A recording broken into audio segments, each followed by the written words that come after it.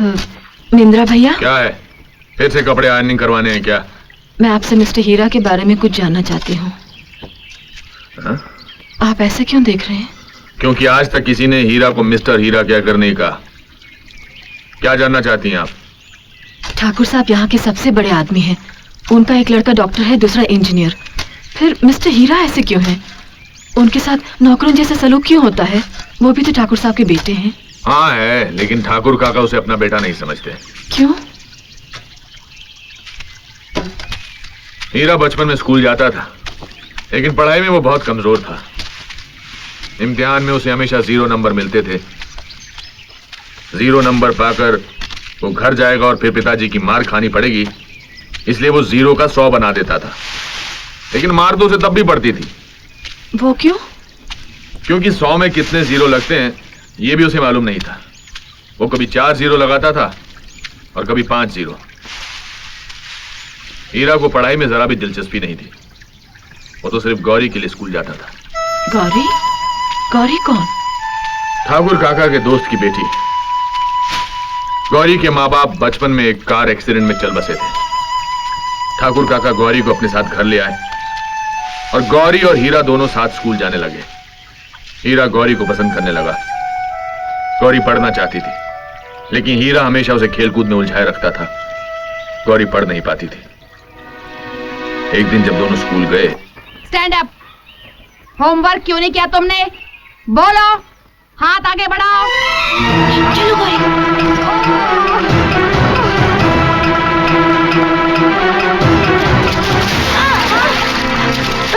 उठो उठो। किताबों के साथ हीरा की पढ़ाई लिखाई भी पानी में बह गई। जिस स्कूल में गौरी ने मार खाई थी, उस स्कूल से हीरा को नफरत हो गई। उस दिन से उसने स्कूल की तरफ पलट कर भी नहीं देखा। हीरा के साथ रहकर गौरी की पढ़ाई खराब हो जाएगी, ये सोचकर ठाकुर काका ने गौरी को पढ़ने के लिए शहर के हॉस्टल में भेज दिया। हीरा और गौरी अलग हो गए, अलग अलग बड़े हुए। हीरा हमेशा उदास रहता था, मगर एक खुशी थी। गौरी हर शनिवार शहर से आती थी।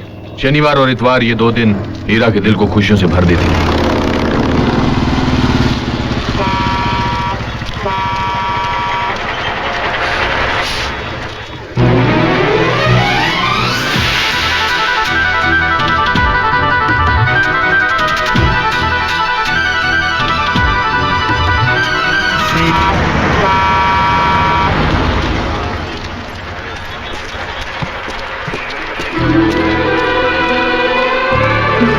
गौरी। हाय। नहीं कोई बात नहीं है। नहीं दो ना।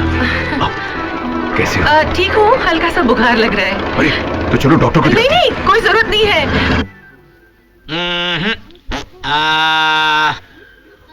दिखाओ। डॉक्टर साहब। क्या क्या क्या क्या? यहाँ है। वहाँ क्या दिखाने को बोल रहे हो? अच्छा, तुम क्या समझते हो? बिना आ जाने ही मैं डॉक्टर बन गया हूँ? अरे हम MBBS है, MBBS। उसे मुंह खोलने के लिए कहा।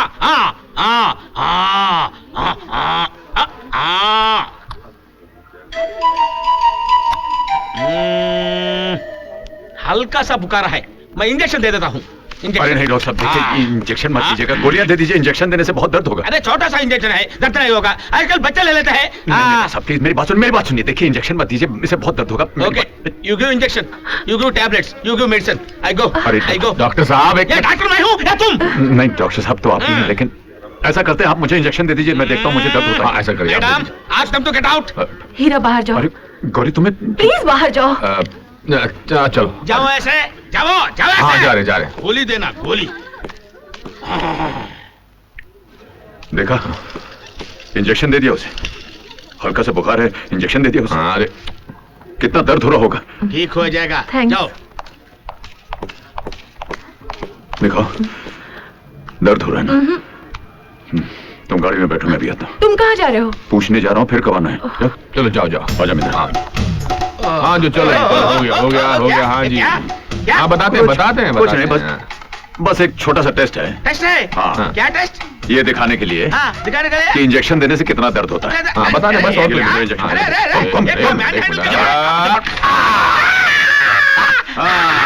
पता चला दर्द क्या होता है? हर बात पे इंजेक्शन देने के लिए तैयार हो जाता है। डॉक्टर 8 नंबर के पेशेंट को इंजेक्शन दे दूं? No injection, only tablets. खाक में मिला रहा है हमारी इज्जत को ये। गांव वालों के साथ नौटंकी में हुड़दंग मचाई, शहर जाकर के डॉक्टर के साथ बदतमीजी की। कितना फर्क है इसमें और इन दोनों में? एक बात कहूं, इसकी शादी करवा दीजिए, जिम्मेदारी आएगी तो सुधर जाएगा। इस निकम्मे के साथ कौन लड़की ब्याह करेगी? आपको लड़की ढूंढने की जरूरत नहीं, लड़की घर में ही है। हाँ, गौरी। पागल हो गई हो? हमने गौरी को पाला है, इसका यह मतलब नहीं कि उसकी जिंदगी बर्बाद कर दें। गौरी हीरा से प्यार करती है। हाँ बाबूजी, हीरा भैया गौरी को बहुत पसंद करते हैं। आप तो जानते हैं, दोनों बचपन से एक दूसरे को चाहते हैं। फिर भी आपको यकीन ना हो तो खुद गौरी से पूछ लीजिए। हमें गौरी से पूछने की कोई जरूरत नहीं है। हम जानते हैं कि वो हमारे फैसले को इनकार नहीं करेगी। अगर वो इस नालायक को चाहती है तो पंडित को बुलाकर मुहूर्त निकलवा दो।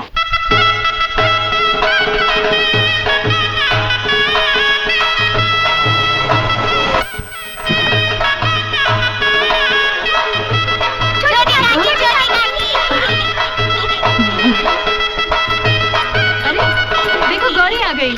आओ आओ गौरी, आओ ना। दीदी, ये सब क्या हो रहा है?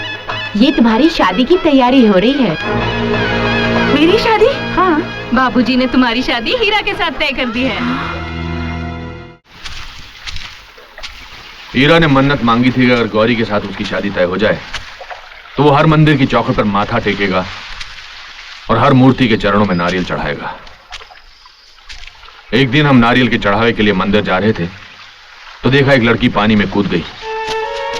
हीरा उस लड़की को बचाने के लिए पानी में कूदा, उस लड़की को बाहर निकाला। वो लड़की कोई और नहीं, गौरी थी।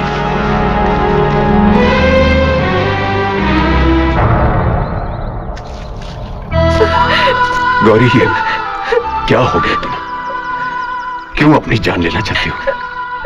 अब तो हमारी शादी भी तय हो गई थी। इसीलिए मरना चाहती हूँ ताकि तुम्हारे साथ शादी करने से बच सकूं।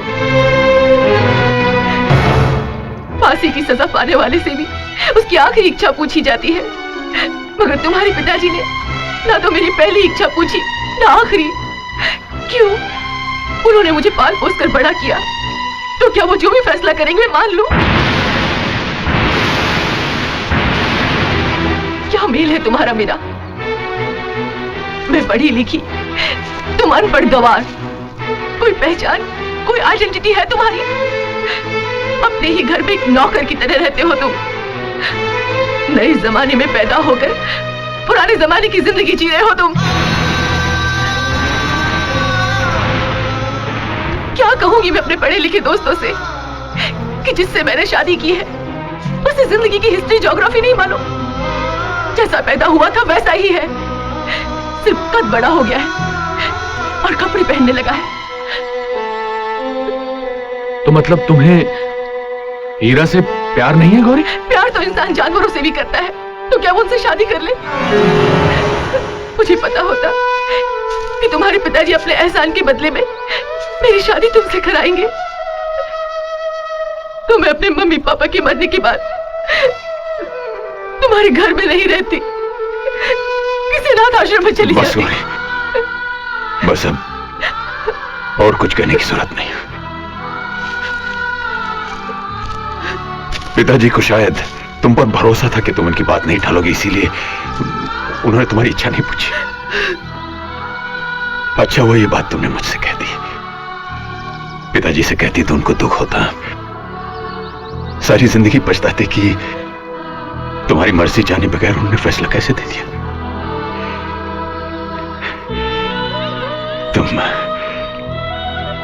तुम मुझसे शादी नहीं करना चाहती, मत करो।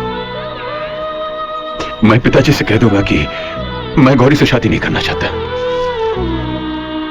मैं उनकी नजरों में वैसे ही गिरा हुआ हूं, थोड़ा सा और गिर जाऊंगा, लेकिन तुम किसी की नजरों में गिरो ये मुझसे बर्दाश्त नहीं होगा। जाओ गौरी, हीरा तुम्हारे रास्ते से हट गया।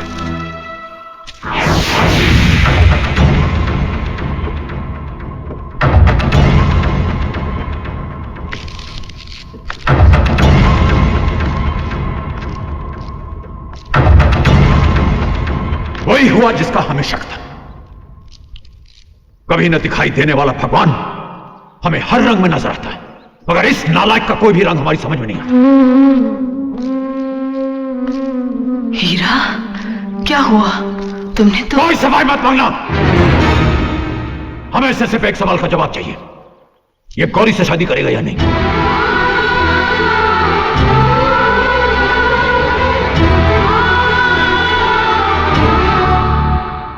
नहीं। उस दिन से हीरा बाप के लिए बेगाना हो गया। उसने गौरी को पिताजी की नजरों में गिरने नहीं दिया, लेकिन खुद गिर गया। ठाकुर काका ने बिना सच्चाई जाने हीरा की आंखों के सामने गौरी की शादी किसी और से कर दी।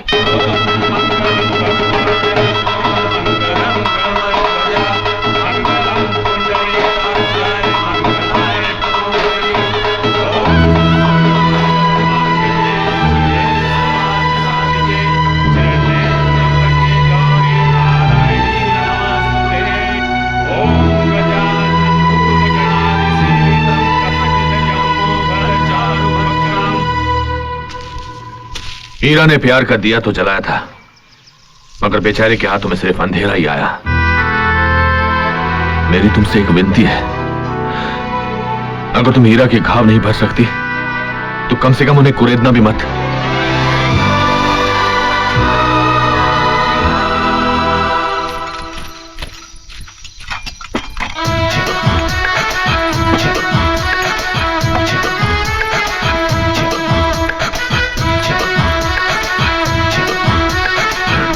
मिंद्रा, मैं आज तक तुम पर बहुत चीखा चिल्लाया, गधे की तरह काम करवाया, तुम मुझसे नाराज तो नहीं हो ना?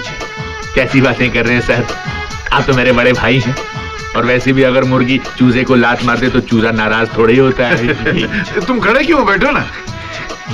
अरे नीचे नहीं, ऊपर बैठो। नहीं नहीं सर, आपके साथ बैठूं इतनी मेरी मजाल नहीं है। अरे यार, तुम्हारे लिए पैक बनाऊं?